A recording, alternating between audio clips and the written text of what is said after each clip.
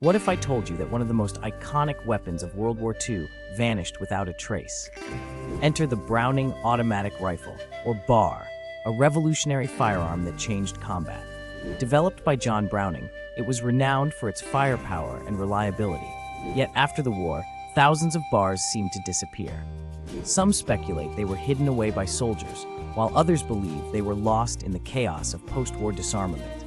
This enigma has sparked debates among historians and collectors alike. Where did these powerful weapons go? Were they destroyed, or do they linger, waiting to resurface? The truth remains shrouded in mystery, leaving us to ponder their fate.